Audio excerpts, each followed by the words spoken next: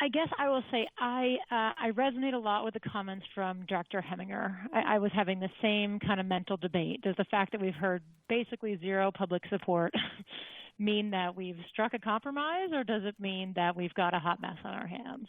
I've asked myself exactly those same questions. And I do find it interesting that we're hearing from the taxis support for the bike lane.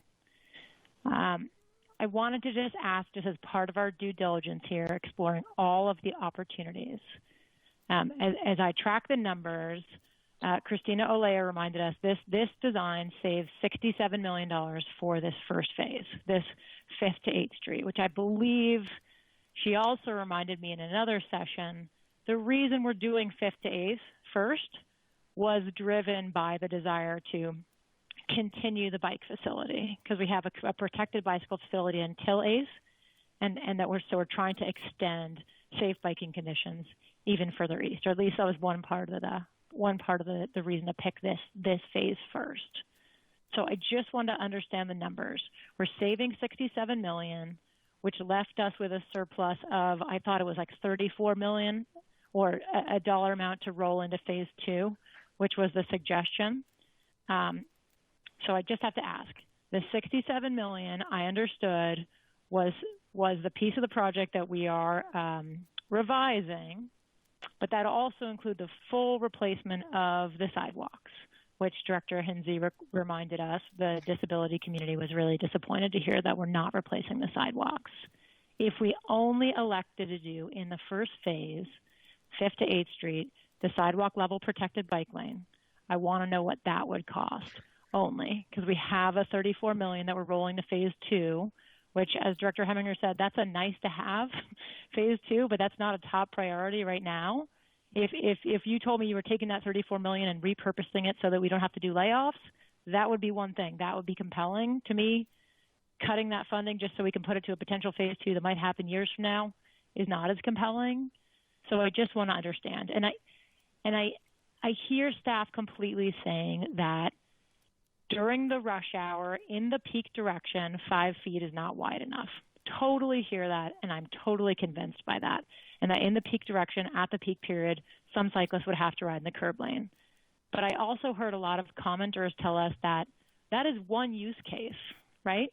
Like the peak period, peak direction, sort of throngs of cyclists down Market Street. There are also people who ride on Market Street off hours, for whom, if we're really talking about 8 to 80, as Christina told us we are, you're saying 5 feet's not enough. They're saying, I would love that 5 feet. I would gladly take that 5 feet, and those are different use cases. So I just want to explore, for purposes of trying to find a solution for tonight, what it would cost to do the sidewalk level lane as part of 5th to 8th Street only. I'm going to try to answer that as best as I can, because Christina Olea, I believe, actually, even though I can still see her icon, is unable to answer right now. I'm here. Oh, I'm sorry. Here, go ahead if you want. Go ahead if you'd like to start. I can just add in. Okay. Well, so my understanding is that the $67 million is,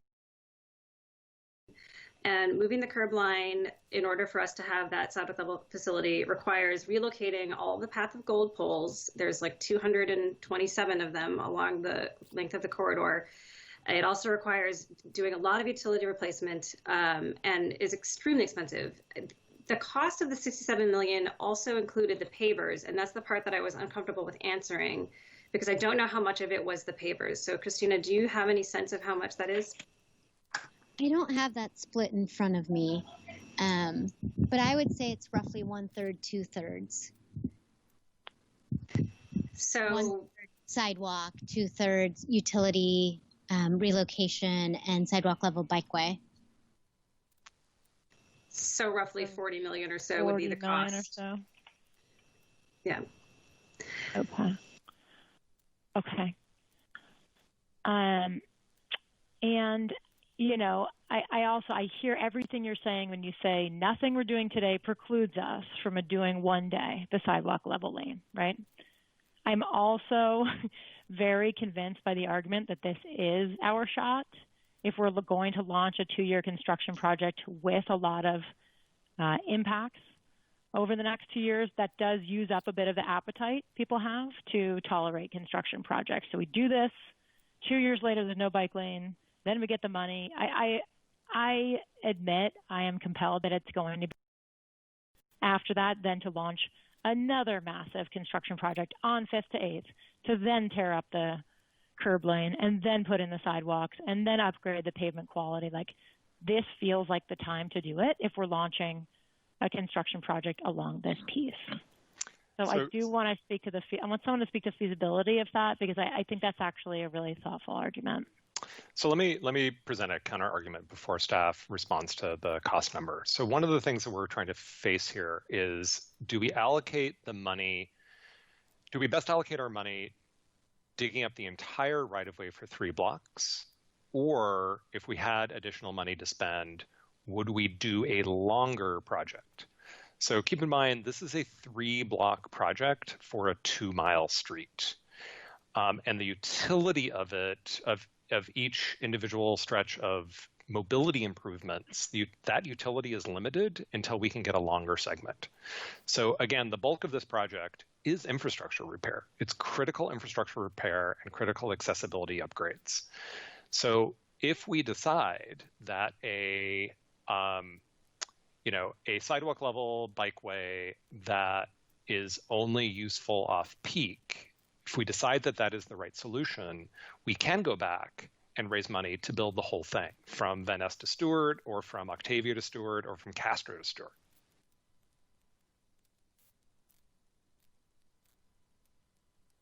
Does that answer your question, Director Eaken? Somewhat. Yeah, okay. I mean, I hear what you're saying.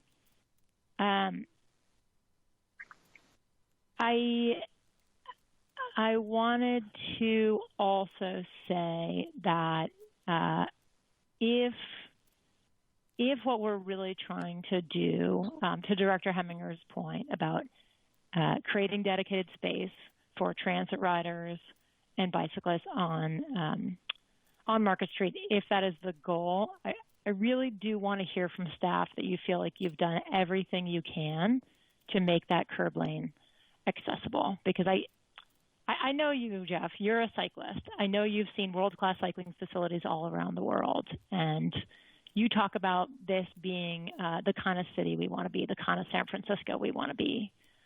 I don't believe that forcing people to defend themselves from delivery vehicles on bikes is world-class design. I just don't. Well, it's certainly not. I guess I would love to hear how this squares with your vision of, the grand vision of becoming the San Francisco that we want to be. It just feels like it's falling short of that. I think the current design is not quite there yet, which is why we're eager to move forward with some quick build testing of some ideas. So, for example, one of the tensions that we're dealing with is, to what degree should we insert traffic calming in that outside travel lane? As staff went out and shopped this around with stakeholders and our advisory committee about too many speed humps being irritating, particularly to cyclists who want to ride fast.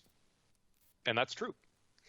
So figuring out the optimal spacing and design profile for speed humps is something that I think requires a bit of experimenting to see what's the right design and the right frequency in order to get it right, so that we can make sure that delivery trucks are allowed in for essential deliveries, but that they understand that they're guests in space that's for people, primarily for people on bikes and scooters and other micromobility. So that is our task. I am not asking. I mean, one of the things that is really, really clear is that, particularly given what we see out there today, and you all know me, I do not own a car. I have been riding my bike on Market Street every week since the early 1990s. I know how bad it can be. And I was also surprised that it was far better than I expected back in January and February of 2020. So we are not asking people just to trust us about getting this design right. We're asking for a process of experimenting together to see what are the design techniques that in balance make things feel right. To what degree do we need to supplement that with enforcement? We invested a huge amount of effort in enforcement back in January, and it took about 2 weeks. But after that, we kind of dropped all the enforcement, and it sustained itself. Obviously, 9 months of COVID madness and no enforcement have caused motorists to revert back to aberrant behavior. So we can't have no enforcement. Sorry, I'm not being very articulate here, but what I'm saying is that there is a level of physically forced right turns, traffic calming, automated speed camera enforcement, if we can get that legalized by the state, automated turn restriction enforcement, if we can clarify the legality and operations of that. All of that together can ideally create an outside travel lane that feels more like riding your bike on Page Slow Street than it does in what we currently find today on Market Street. So that's my goal. My goal is that it should feel like Lake Street and not like Market Street today. But because it's Market Street, it needs some more intense infrastructure and management. Yeah.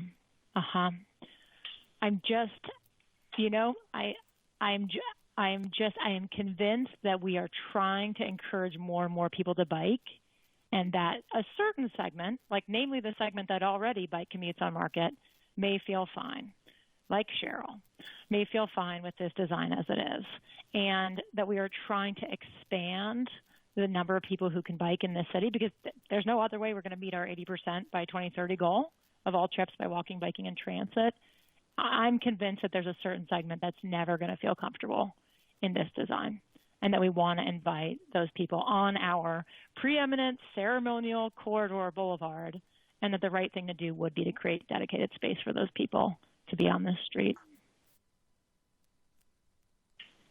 So the last question is today's action. Just to clarify for everybody listening, for everybody here, today's action. There are parts of it that I like a lot. I love the speed reduction at 20 miles an hour. I love the right turns. There are parts of it that I love. Can you please help us understand the action today and its relation to this large capital project? Christina or Britt, do you want to review that again? Yes. So the action today is in 3 or 4 different groups. So the first group is changes that are things that we actually already implemented as part of Quick Build when we had to make some adjustments. So they're just cleanup legislation. There's also some that are related things that we missed when we were putting together the 50-page calendar item for in 2019. For example, some new turn restrictions that we need to add at Jones to enable us to do that two-way conversion. As far as the construction contract, the legislation today is related to relocating a loading zone, because we're changing the location of what we legislated in 2019. We had intended for there to be a loading zone west of the UN Plaza crosswalk. We're now have revised our plan and want to build it east of the UN Plaza crosswalk, and really small details like that. It also includes the speed tables and some changes for the future phase 2 project for the F loop to help us move that forward with design. The reason why we are rushing to come today is because we are hoping to issue that construction contract in February. Sorry, advertise. Christina, anything to add? No, I think that's everything.